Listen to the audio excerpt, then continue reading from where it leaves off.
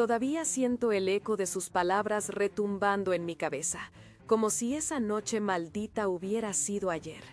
El tintineo de los cubiertos contra la porcelana se detuvo abruptamente cuando mi suegra, María Elena, se levantó de la mesa y gritó: ¡Que desaparezca! ¡Mejor que muera! Si estás viendo esto, déjame saber de qué país me acompañas, y si aún no te has suscrito, hazlo ahora, porque lo que pasó después cambió no solo mi vida, sino la de toda una familia. Me llamo Carmen y hasta hace 3 meses era la prometida de Alejandro, el hijo único de María Elena. Nos conocimos hace 5 años en la universidad y desde el primer momento sentí que algo no encajaba con su madre. Las miradas de desprecio, los comentarios mordaces sobre mi origen humilde, las casuales menciones de las exnovias de su hijo. Pero aguanté. Por amor a Alejandro aguanté cada desplante, cada humillación disfrazada de consejo maternal. Incluso cuando se mudó a vivir con nosotros después de perder su casa en un supuesto fraude bancario. Lo que no sabía entonces era que ese fraude tenía su firma por todos lados. La gota que colmó el vaso fue esa cena, una semana antes de nuestra boda. Había invertido todos mis ahorros en la casa que compartiríamos, confiando en la palabra de Alejandro de que el préstamo estaría a nombre de ambos. Pero esa noche, mientras cenábamos, descubrí la verdad más amarga. Mi hijo merece a alguien de su clase, dijo María Elena, sosteniendo su copa de vino como un cetro, no una arribista que solo busca trepar socialmente. Sus palabras me atravesaron como dagas, pero lo que siguió fue peor. Entre los documentos que dejó accidentalmente sobre la mesa, vi algo que me heló la sangre. El contrato de la casa, fechado 3 días antes, estaba a nombre de ella y Alejandro. Mi nombre no aparecía por ninguna parte. Pero eso no fue lo peor. Mientras fingía mantener la compostura, noté algo más en esos papeles. Transferencias bancarias, documentos notariales, todo un entramado que revelaba años de manipulación financiera. Y mi firma, falsificada en varios documentos. El olor del perfume caro de María Elena se mezclaba con el aroma del guiso que yo había preparado con tanto esmero. Mientras ella seguía vociferando sobre mi inevitable desaparición, mi mente trabajaba a toda velocidad. Tenía que actuar rápido, muy rápido. Tienes razón, María Elena, dije. Quizás sea mejor que desaparezca. Vi un destello de victoria en sus ojos, pero no tenía idea de lo que había puesto en marcha. Esa noche, mientras todos dormían, fotografié cada documento comprometedor, cada prueba de fraude, cada falsificación, cada movimiento bancario sospechoso. Y lo que encontré en el despacho de Alejandro, Dios mío, lo que encontré me hizo darme cuenta de que había estado viviendo una mentira durante 5 años. La mañana siguiente amaneció con una calma engañosa. María Elena taraleaba en la cocina, preparando el desayuno como si la noche anterior no hubiera destrozado mi vida. Alejandro se despidió con un beso, sin imaginar que sería el último. Tenía exactamente 8 horas antes de que notaran algo. 8 horas para ejecutar un plan que había nacido en la oscuridad de mi desesperación. Las llamadas que hice ese día, las personas que contacté, los lugares que visité, cada paso fue calculado con la precisión de quien sabe que no tendrá una segunda oportunidad. A las 3 de la tarde dejé sobre la mesa del comedor un sobre Manila. Su contenido haría temblar los cimientos de su perfecta familia familiar.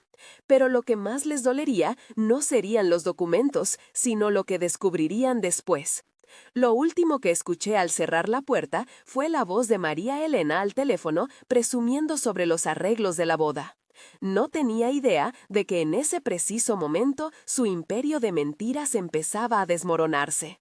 Y mientras me alejaba en un taxi, con solo una maleta pequeña y mi laptop, recordé sus palabras. Que desaparezca, mejor que muera. ¡Muera!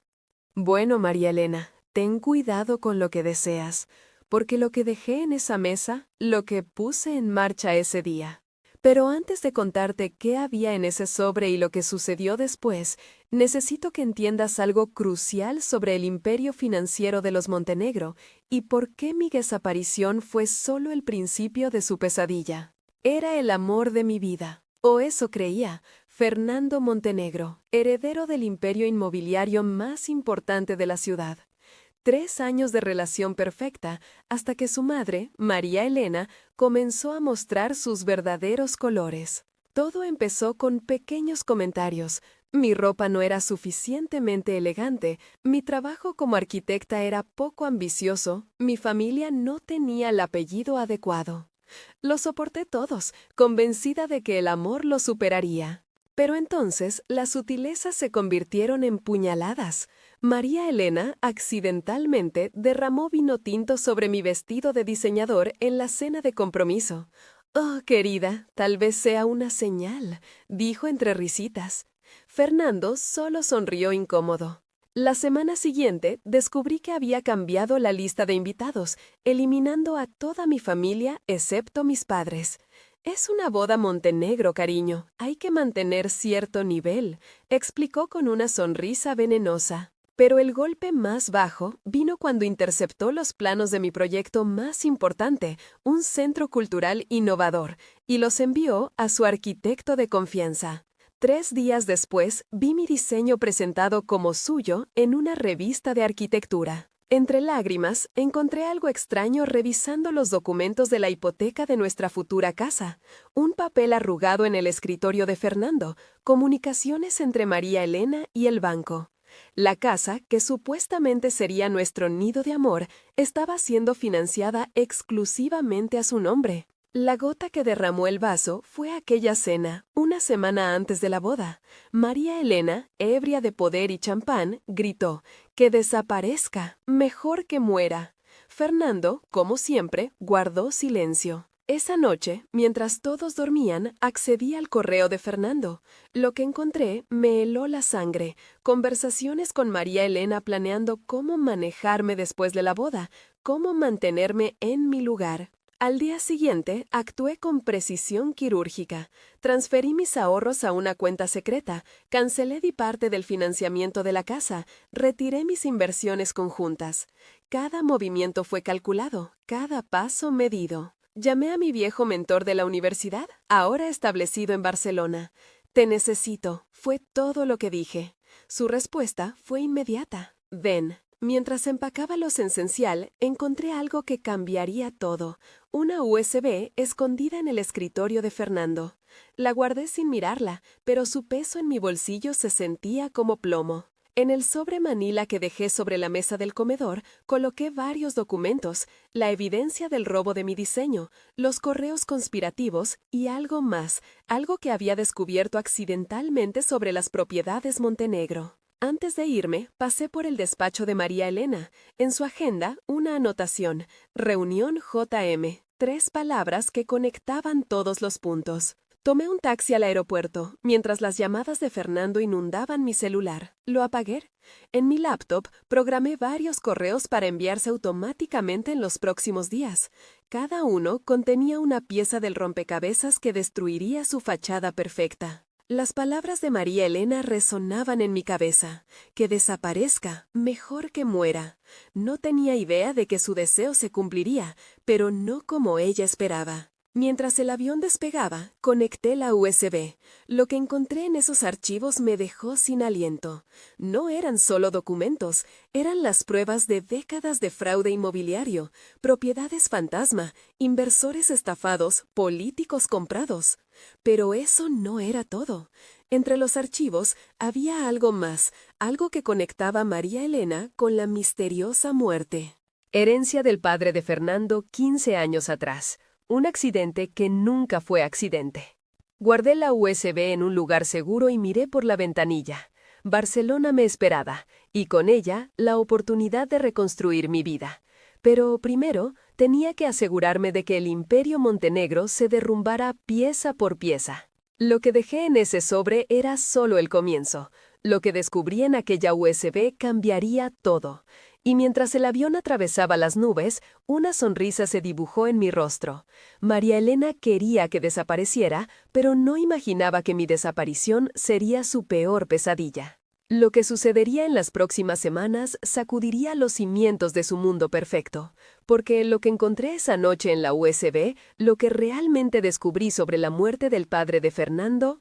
Mis manos temblaban mientras sostenía la USB. Los archivos que acababa de abrir no solo confirmaban mis sospechas sobre María Elena, sino que revelaban un entramado de corrupción que se extendía por décadas. Documentos, transferencias bancarias, correos electrónicos. Todo estaba allí, como piezas de un rompecabezas macabro que finalmente cobraba sentido. El archivo más antiguo databa de 15 años atrás, precisamente la época en que el padre de Fernando había fallecido en aquel accidente de coche. Las fotografías del seguro mostraban el vehículo destrozado, pero había algo extraño en los informes técnicos. Las marcas de los frenos no coincidían con la versión oficial. Y luego estaba ese correo electrónico, enviado apenas 2 días antes del accidente, donde el padre de Fernando amenazaba con revelar todo. Mi corazón se aceleró cuando encontré una carpeta titulada Propiedades Montenegro. Dentro, decenas de contratos falsificados, nombres de compradores inexistentes y, lo más perturbador, una lista de políticos locales con cantidades específicas junto a sus nombres. Cada documento era una prueba más de cómo María Elena había construido su imperio inmobiliario sobre mentiras y sangre. En ese momento mi teléfono vibró. Era un mensaje de Fernando. ¿Dónde estás? Todos están preocupados. Sentí una punzada de culpa, pero la ahogué recordando las palabras de María Elena en la cena. Que desaparezca, mejor que muera.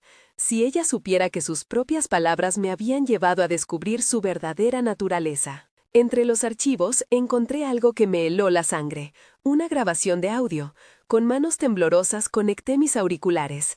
La voz de María Elena era inconfundible. Si Antonio no firma esos papeles mañana, me aseguraré de que tenga un accidente. Ya sabes cómo hacerlo parecer convincente.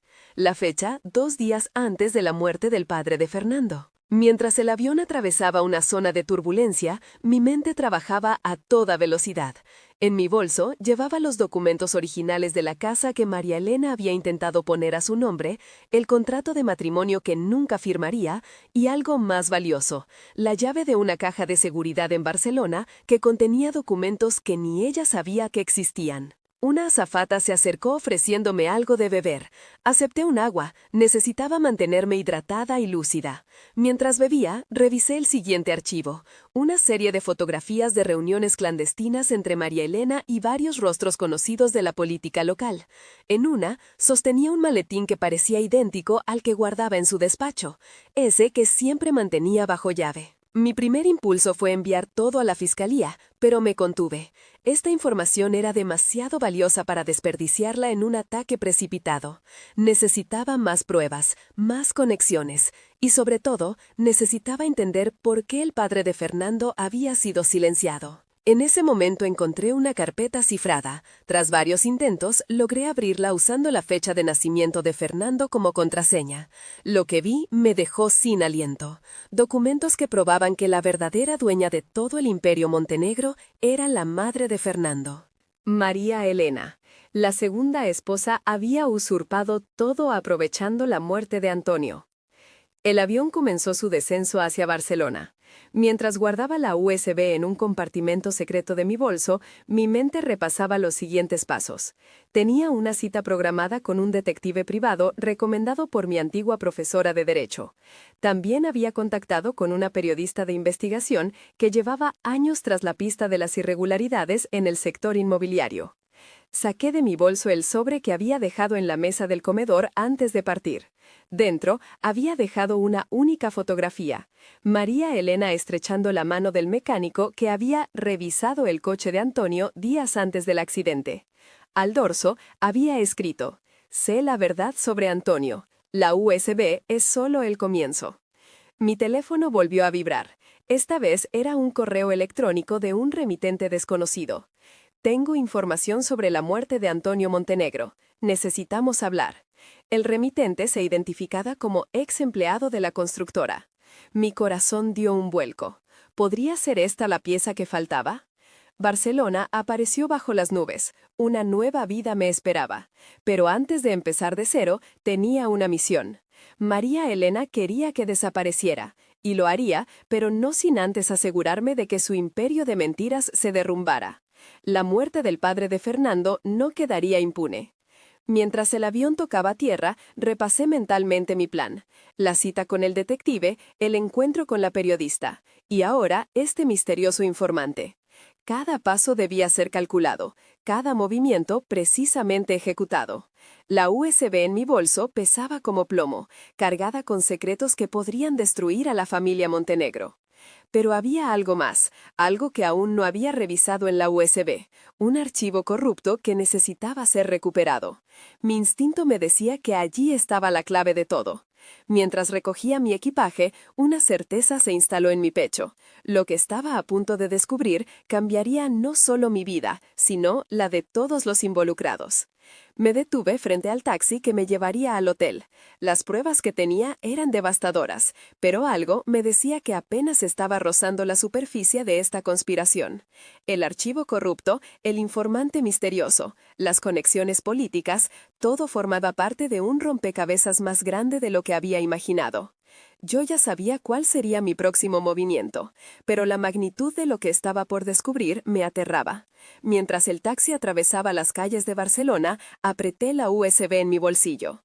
El Imperio Montenegro caería, pero primero necesitaba entender hasta dónde llegaban sus raíces podridas. Y algo me decía que lo que encontraría sería más oscuro de lo que jamás había imaginado. Me temblaban las manos mientras revisaba los documentos por última vez. La USB que el investigador privado me había entregado contenía más información de la que esperaba sobre la familia Montenegro. Cada archivo revelaba una nueva capa de corrupción, pero lo que más me impactó fue descubrir que mi prometido Carlos no era más que un peón en el elaborado juego de su madre.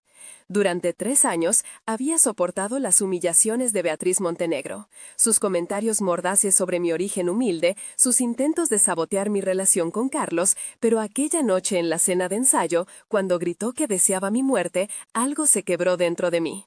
No fue solo el insulto, fue darme cuenta de que ella jamás me vería como parte de su familia. Lo que Beatriz no sabía era que yo no era la ingenua que ella creía. Durante meses había estado documentando cada transacción sospechosa, cada negocio turbio que pasaba por las empresas Montenegro. La casa que tanto presumía, esa mansión en el Eixample, que supuestamente era su herencia familiar, había sido comprada con dinero del lavado de activos, y yo tenía las pruebas. El plan era simple pero devastador. Primero, cancelé silenciosamente el financiamiento de la propiedad que estaba a su nombre. Pero que yo garantizaba. Después, transferí mis acciones y bienes a una cuenta offshore. Lo más satisfactorio fue vaciar la cuenta conjunta que compartía con Carlos, donde él nunca había aportado un céntimo. Pero lo que dejé sobre la mesa del comedor, junto a mi anillo de compromiso, era la verdadera bomba. Un expediente detallado de todas sus operaciones fraudulentas, incluyendo los sobornos a funcionarios públicos y las cuentas en paraísos fiscales. Copias de todo estaban ya en manos de 3 periodistas diferentes y un fiscal anticorrupción. Mientras el taxi atravesaba Barcelona, recordé las palabras de mi padre antes de morir. A veces, hija, la mejor venganza es mostrarles quién eres realmente. El Imperio Montenegro estaba a punto de tambalearse, y yo tenía todas las cartas en mi mano.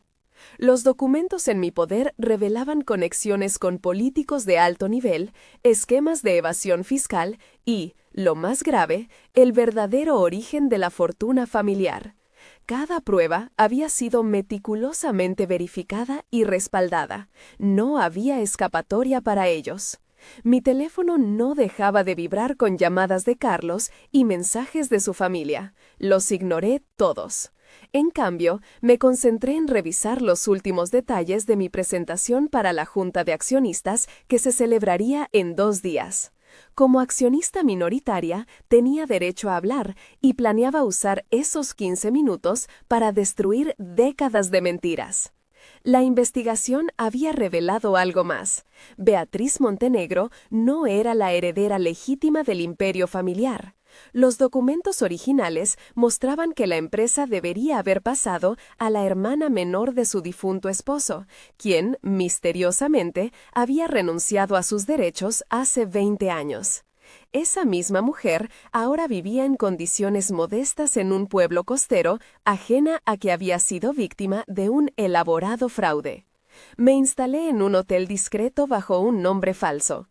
Desde allí, coordiné los últimos movimientos con mi equipo legal. Las pruebas eran irrefutables: transferencias bancarias, correos electrónicos comprometedores, contratos falsificados.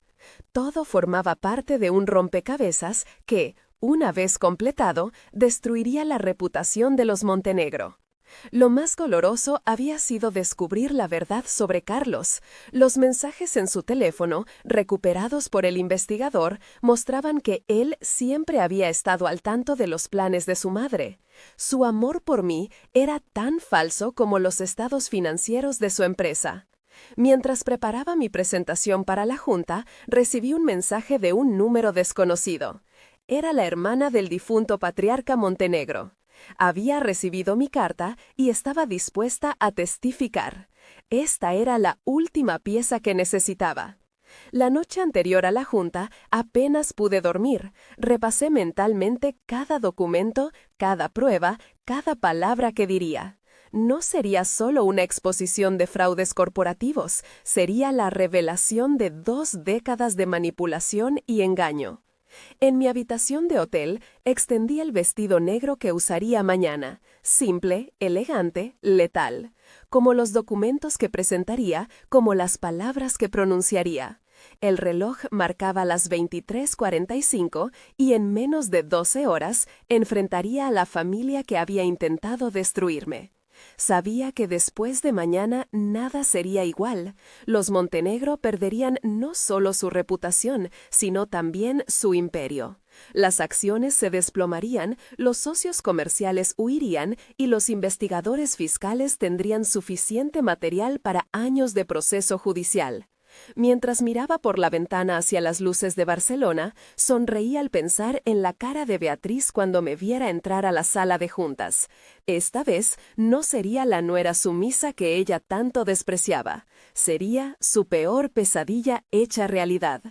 Mañana, frente a la junta directiva completa, los principales accionistas y la prensa financiera, yo pronunciaría las palabras que destruirían el legado Montenegro para siempre. Y lo mejor de todo, cada palabra sería verdad. El salón de conferencias del Hotel Majestic está en silencio. Son las 9:55 de la mañana y mis tacones resuenan contra el mármol mientras avanzo por el pasillo. Respiro profundo. El perfume que llevo es el mismo que usé el día que conocí a Carlos. Ironías de la vida. La secretaria me reconoce y palidece. No me esperaban aquí. No hoy. Abro mi portafolio y rozo los documentos con la punta de los dedos. 20 años de fraudes, transferencias ilegales, propiedades fantasma. Todo perfectamente organizado. Empujo las puertas dobles. El murmullo de conversaciones se congela. 50 rostros se giran hacia mí. En la cabecera de la mesa, Beatriz Montenegro deja caer su taza de café. La porcelana se hace añicos contra el suelo. Buenos días a todos, digo con voz clara. Lamento interrumpir la junta anual de accionistas, pero hay asuntos urgentes que requieren atención inmediata. Carlos se levanta de su asiento. Está más delgado, ojeroso. Marina, ¿qué haces aquí? Siéntate, hijo, ordena Beatriz, recuperando la compostura. Esta mujer no tiene ningún derecho a estar presente. Sonrío mientras saco el primer documento. Al contrario, querida suegra, como propietaria del 15% de las acciones a través de Inversiones del Este, tengo todo el derecho. Los murmullos se intensifican. El abogado de la familia, García Vidal, se ajusta la corbata nerviosamente. Él sabe lo que viene. Señores accionistas, continúo. Hace exactamente una semana, la señora Montenegro me deseó la muerte durante una cena familiar. Pero lo que ella no sabía es que yo ya había descubierto todo. Proyecto la primera diapositiva. Transferencias millonarias a cuentas en Panamá. Fechas, montos, firmas. Beatriz se agarra al borde de la mesa. Durante 2 décadas, la familia Montenegro ha estado desviando fondos de la empresa. Propiedades compradas con dinero negro, sobornos a funcionarios, evasión fiscal sistemática. Carlos intenta interrumpir, pero levanto la mano. No he terminado. La semana pasada, cuando tu madre me amenazó, decidí acelerar mi investigación. ¿Recuerdas la casa que íbamos a comprar? El dinero nunca llegó a la inmobiliaria. ¿Está aquí? Proyecto más documentos, testimonios de exempleados, correos electrónicos comprometedores, contratos falsos. Cada prueba es un clavo más en el ataúd de los Montenegro. Marina, por favor, susurra Carlos, podemos arreglar esto en privado. ¿Cómo arreglaste lo de tu primera esposa? La pregunta cae como una bomba. O debería decir, ¿cómo la convenciste de renunciar a sus acciones antes de su misteriosa desaparición? Beatriz se levanta violentamente. Esto es un ultraje. ¡Seguridad! La seguridad no vendrá, señora Montenegro. Están ocupados recibiendo a los investigadores de la Fiscalía Anticorrupción. Deberían estar llegando ahora. Las puertas se abren de nuevo. Hombres con maletines entran en la sala. Beatriz comienza a hiperventilar. Carlos se desploma en su silla. Señores accionistas, anuncio, mientras abro mi último archivo. Pueden cooperar con la investigación o pueden hundirse con los Montenegro. La decisión es suya. El silencio es absoluto. Puedo oír el tic-tac del reloj en la pared. Los rostros muestran shock, incredulidad, furia. García Vidal está sudando profusamente. Por cierto, agrego, mientras me dirijo a la puerta, dejé algo en la mesa de la cena aquella noche. Un sobre Manila. Dentro había copias de todo esto, más algunas sorpresas adicionales. Beatriz, deberías haberlo abierto. Me detengo en el umbral y giro. Los investigadores están comenzando a repartir citaciones. Carlos tiene la cabeza entre las manos. Beatriz me mira con odio puro. ¿Sabes qué es lo más irónico, suegra? Que si me hubieras aceptado, si no hubieras intentado destruirme, jamás habría investigado tan a fondo. Nunca habría encontrado las pruebas de tus crímenes. Abro mi teléfono y marco un número. La tensión en la sala es palpable. Todos esperan mi siguiente movimiento. Mi dedo se cierne sobre el botón de llamada. En la pantalla, el contacto muestra Fiscal General. En ese momento, presiono el botón de llamada. El tono demarcado resuena en el silencio sepulcral de la sala. Beatriz se desmorona en su silla, su rostro una máscara de terror. Fiscal General Ramírez, soy Ana Salgado. Tengo toda la documentación lista y los testigos están presentes. Sí, puede enviar a sus agentes ahora. Cuelgo y observo cómo la realidad golpea a cada persona en la sala. Los investigadores continúan distribuyendo citaciones mientras otros agentes entran para asegurar documentos y dispositivos electrónicos. Carlos finalmente levanta la mirada. Ana, por favor, podemos arreglarlo. No, Carlos, tu madre quería que desapareciera, que muriera, pero en lugar de destruirme, me hizo más fuerte.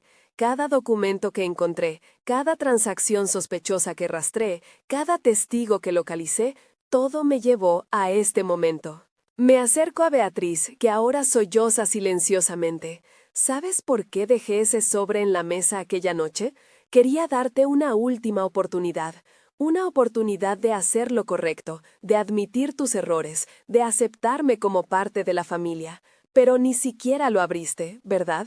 Yo solo quería proteger a mi hijo, susurra entre lágrimas. No, Carlos, querías mantener el control, proteger tu imperio de mentiras. Pero ¿sabes qué? Te agradezco. Si no me hubieras rechazado tan cruelmente, nunca habría descubierto mi verdadera fortaleza. Me dirijo hacia la ventana, observando la ciudad que se extiende ante mí. El sol de la tarde baña los edificios en un resplandor dorado. Detrás de mí, escucho los murmullos de los investigadores, el sonido de papeles siendo recolectados, el tintineo de esposas. Los Montenegro caerán hoy, pero las empresas sobrevivirán.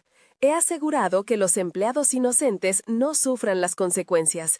El nuevo consejo directivo ya está preparado para tomar el control. Me giro hacia la sala una última vez. Y para aquellos que se preguntan por qué esperé tanto tiempo, necesitaba estar segura. Cada detalle, cada prueba, cada testigo. No iba a cometer el error de atacar sin estar completamente preparada. Tomo mi maletín y me dirijo hacia la puerta. En el umbral, me detengo y levanto mi copa de agua. Por los nuevos comienzos, por la justicia y por todas aquellas personas que fueron silenciadas por demasiado tiempo. Mientras camino por el pasillo, escucho el caos que dejo atrás, pero por primera vez en mucho tiempo siento paz. Mi teléfono vibra con mensajes de apoyo de aquellos que me ayudaron en este largo camino. 6 meses después, estoy sentada en mi nuevo despacho, con vistas al mar. Las noticias de la caída de los Montenegro ya son historia antigua. Beatriz y Carlos cumplen sus condenas, y la empresa, bajo nueva dirección, florece con políticas éticas y transparentes. En mi escritorio hay una pequeña planta que comienza a florecer. La compré el día que todo terminó, un símbolo de mi propio renacimiento. Cada mañana, al regarla, recuerdo que a veces necesitamos ser podados hasta las raíces para crecer más fuertes. Mi asistente entra con el correo. Entre los sobres hay una carta de una joven empresaria que busca consejo. Sonrío mientras leo su historia, tan similar a la mía. Tomo mi pluma y comienzo a escribir su respuesta. Querida Marina, a veces el rechazo más doloroso puede ser el catalizador de nuestra mayor transformación. No permitas que nadie te diga que no eres suficiente. Tu valor no está en la aprobación de otros, sino en tu propia fuerza interior. El sol se pone sobre el océano, pintando el cielo de rosa y naranja. Miro la foto enmarcada en mi pared, yo rodeada de mi nuevo equipo, el día que inauguramos la fundación para apoyar a mujeres empresarias. En el marco, una pequeña inscripción, el poder de reinventarse.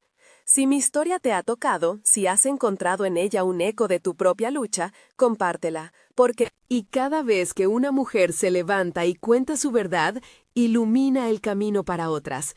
Y no te pierdas la próxima historia, donde hablaremos sobre cómo transformar el dolor en poder y el rechazo en revolución. Porque al final, la mejor venganza no es la destrucción del otro, sino la construcción de uno mismo.